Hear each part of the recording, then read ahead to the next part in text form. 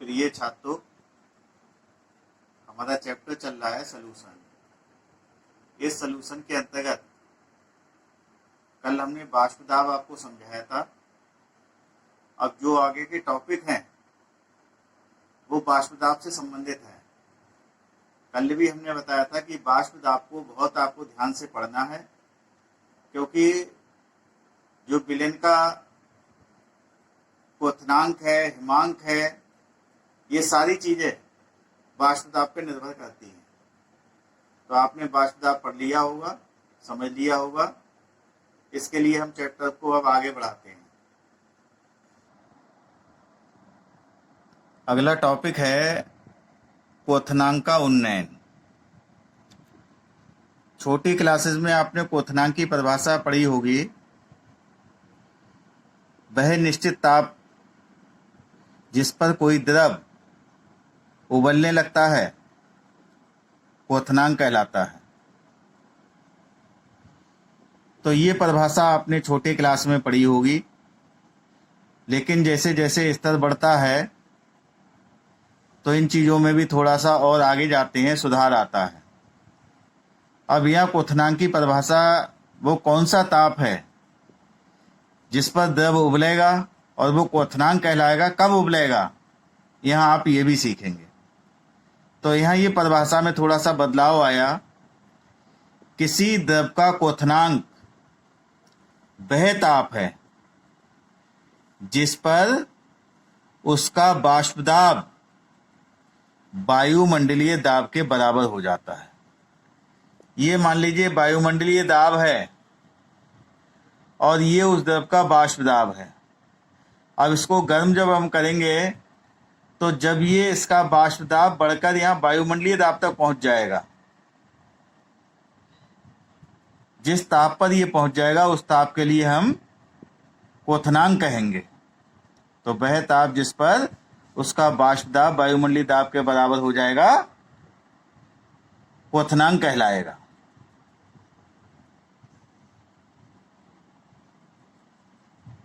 आगे देखिए, जब किसी अवाष्पशील पदार्थ को किसी शुद्ध विलायक में घोला जाता है तो विलेन का वाष्प दाब शुद्ध विलायक के वाष्प दाब से कम हो जाता है। यह हमने कल ही बताया था कि जब किसी अवाष्पशील पदार्थ को किसी शुद्ध विलायक में घोला जाता है तो क्या बन गया, विलयन। विलेन का जो वाष्प दाब है वो शुद्ध विलायक के वाष्प दाब से कम हो जाता है, जिसके परिणाम स्वरूप विलेन का क्वथनांक बढ़ जाता है। अब देखिए, पहले वाष्प दाब उसका मान ली विलायक का यहाँ था, अब आपने कोई अवाष्पशील पदार्थ मिला दिया, अब ये घट के आपका यहाँ पर आ गया वाष्प दाब। अब अभी तक तो आपको यहाँ से यहाँ तक बढ़ाना था वाष्प दाब, अब आपको यहाँ से बढ़ाना पड़ेगा, तो ज़्यादा ताप की आवश्यकता होगी यहाँ से यहाँ तक लाने के लिए। तो इसलिए विलेन का क्वथनांक बढ़ जाएगा। विलयन और विलायक के क्वथनांक के अंतर को क्वथनांक का उन्नयन कहते हैं। विलयन के क्वथनांक में से विलायक का अगर क्वथनांक घटा देंगे तो जो अंतर आएगा वो क्वथनांक का उन्नयन कहलाएगा। इसे डेल्टा टी से प्रदर्शित करते हैं। यदि शुद्ध विलायक और विलेन के क्वथनांक क्रमशः टी और टी एस हैं तो क्वथनांक का उन्नयन डेल्टा टी हो गया। विलेन के क्वथनांक टी एस में से विलायक का क्वथनांक घटा दें, क्योंकि विलेन का क्वथनांक बढ़ गया तो ज़्यादा वाले में से कम वाला घटाते हैं। तो विलेन के क्वथनांक में से विलायक के क्वथनांक को घटाएंगे तो जो अंतर आएगा वो क्वथनांक का उन्नयन कहलाएगा। ये तो थ्योरेटिकल पार्ट के माध्यम से हमने समझा। अब इसी के लिए हम एक ग्राफ की सहायता से भी समझ सकते हैं। अतः विलेन का क्वथनांक शुद्ध विलायक के क्वथनांक से अधिक हो जाता है। इसे निम्न लेखाचित्र की सहायता से समझाया जा सकता है। अब ये लेखाचित्र हमने बनाया, ये लेखा चित्र क्या है? ये देखिए शुद्ध विलायक का वाष्पदाब वक्र है और ये विलयन का वाष्पदाब वक्र है। ये हमने ताप ले लिया, इधर ताप इधर को बढ़ रहा है, ये वाष्पदाब है, ये ऊपर को बढ़ रहा है। तो हमने जब शुद्ध विलायक और ताप के बीच में ग्राफ खींचा तो ये एक वक्र आया, ए बी वक्र आया। ये शुद्ध विलायक के वाष्पदाब का वक्र हो गया। जब हमने विलयन, इसमें कोई अवाष्पशील विलेय पदार्थ घोल के विलयन बना लिया तो विलयन के ताप और वाष्पदाब के बीच में वक्र खींचा तो एक सीडी वक्र आ गया। ये दो वक्र प्राप्त हो गए। ये हमने मान लिया कि यहाँ पर ये वायुमंडलीय दाब है, ये वायुमंडलीय दाब है और ये पीएस है। पीएस क्या था? पीएस था विलयन का दाब, वाष्प दाब। अब आप ग्राफ में देखिए, प्रत्येक ताप पर विलायक का वाष्पदाब वक्र विलयन के वाष्पदाब वक्र के ऊपर है। तो इससे ये स्पष्ट होता है, ज्ञात होता है कि विलायक का वाष्पदाब विलयन के वाष्पदाब से अधिक होता है।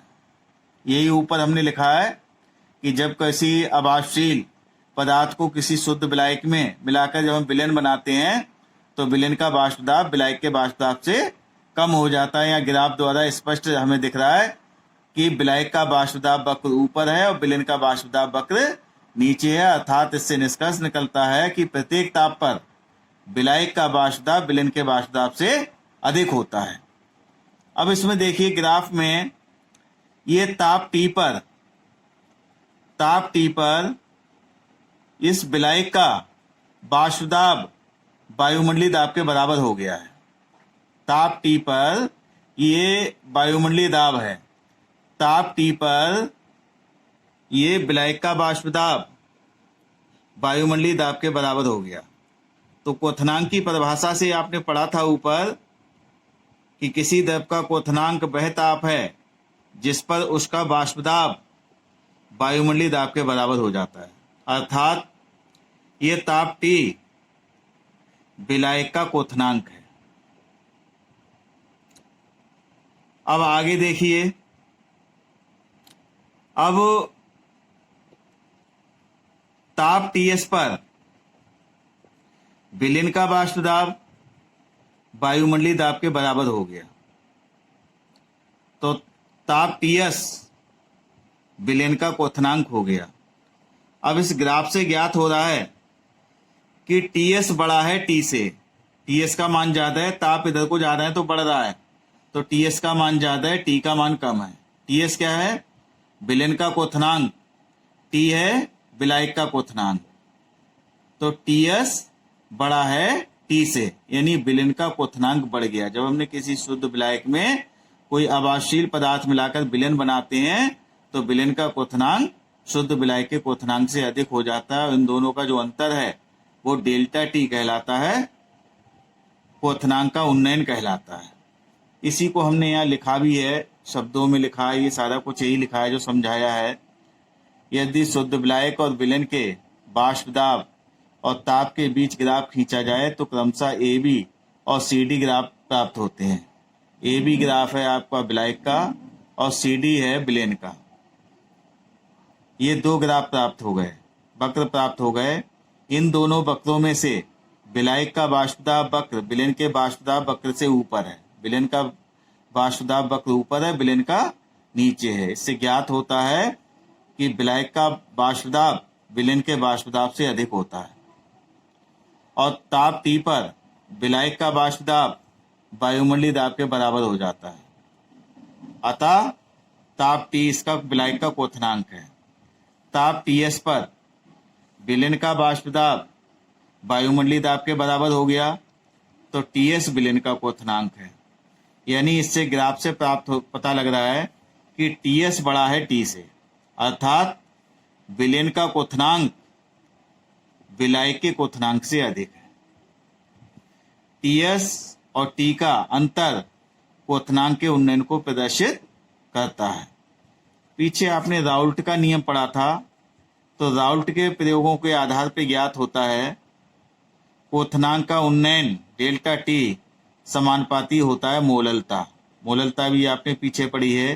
तो डेल्टा टी बराबर समानुपाती के निशान को हटा के बराबर का चिन्ह लगाते हैं तो एक नियतांक लगता है, के बी नियतांक हो गया गुणा मोललता हो गया। के बी क्या है? विलायक का मोलल उन्नयन स्थिरांक है ये।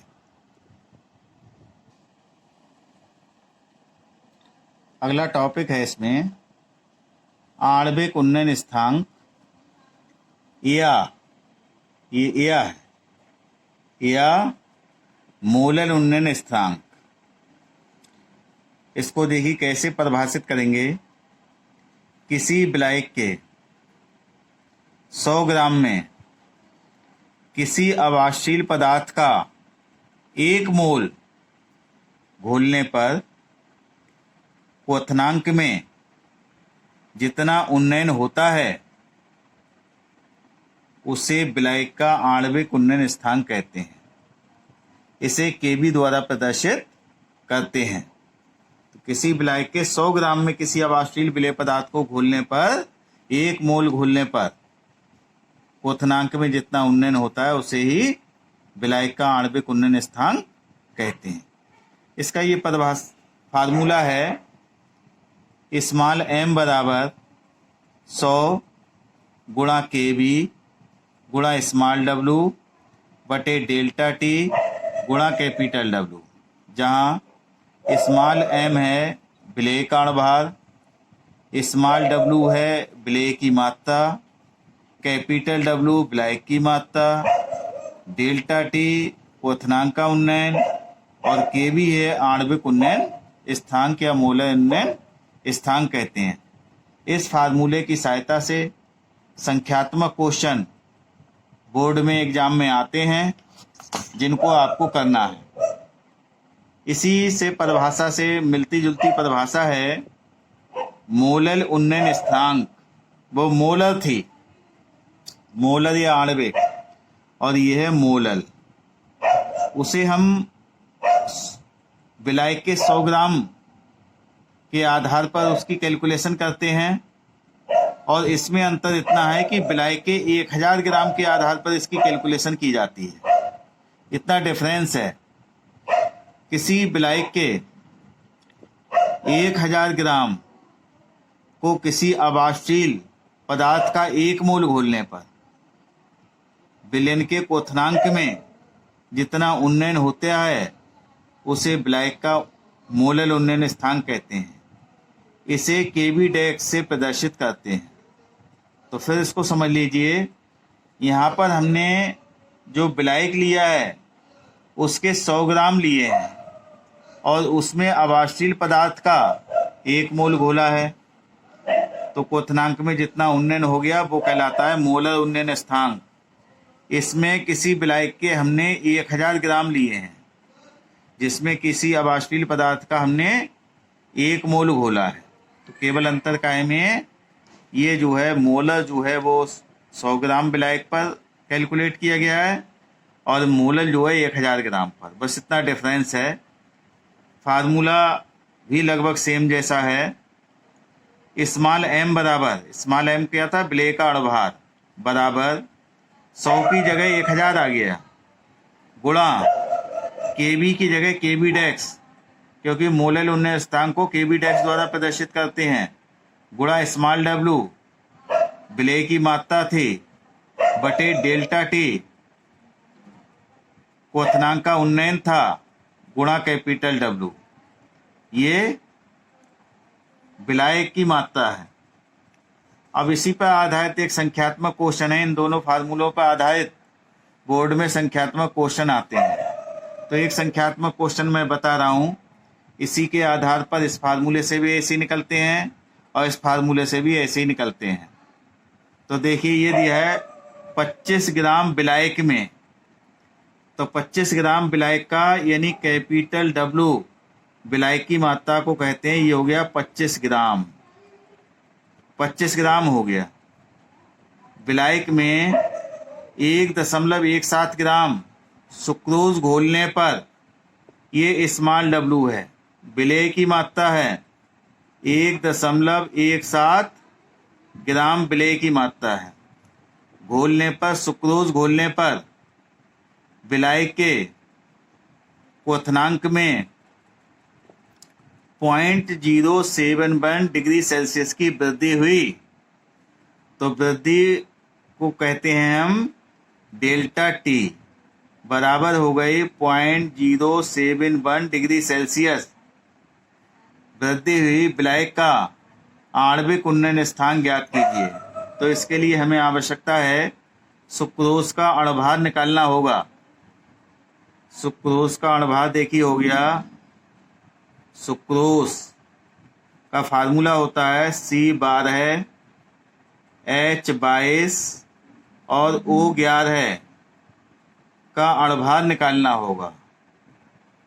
अणुभार निकालेंगे, इसको स्मॉल m द्वारा प्रदर्शित करते हैं, बराबर हो गया C12 12 कार्बन के परमाणु हैं, गुणा कार्बन के एक परमाणु का परमाणु भार होता है 12 प्लस 22 हाइड्रोजन के परमाणु हैं, एक हाइड्रोजन के परमाणु का परमाणु भार 1 हो गया।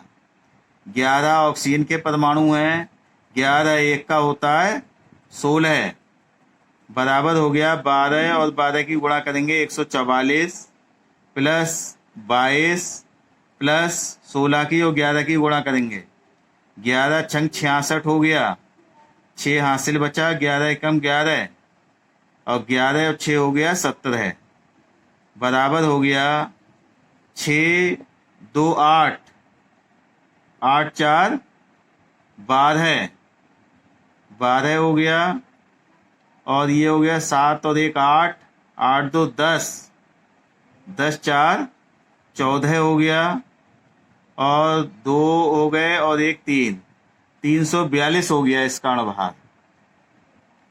इस अणुभार आपको दिया नहीं होगा, ये आपको निकालना पड़ेगा।